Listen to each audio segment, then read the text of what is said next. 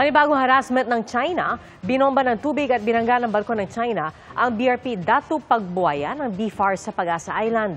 Ang aksyon ay gitang China na legal, kinundi na ng ating pamahalaan. Nakatutok si Nico Wahe.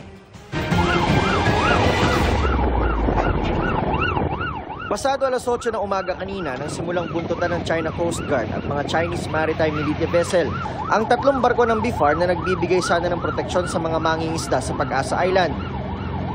Makalipas ang isang oras, CCG 5 o'clock on water cannon.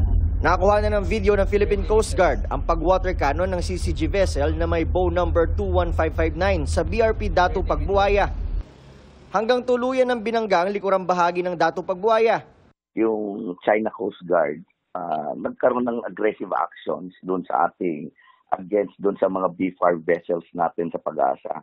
Remember, ito yung mga vessels natin na para sa kadiwa, para sa mga bayaning mangingisda.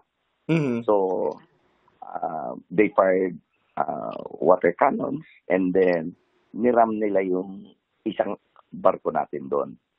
So, hindi pa kumpleto yung reports but ang sabi is may damage. Ang naratibo ng China Coast Guard, Pilipinas nila ang ilegal na pumasok sa katubigang inaangkin nila. Binaliwalaan nila ng Pilipinas ang paulit-ulit na babala ng China. Git pa ng China na ayon sa batas ang kanilang ginawa.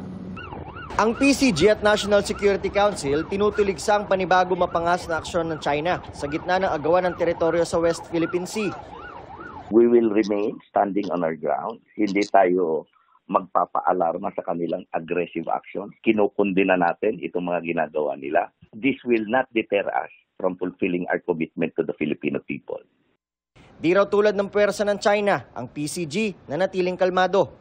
Hindi nagre-respond but remain calm, di ba? And talaga nandun pa rin yung resolve nila na panindigan yung ano yung atin at ano yung nasa lugar para sa Pilipinas. Para sa GMA Integrated News, Nico Wahe, nakatutok 24 oras.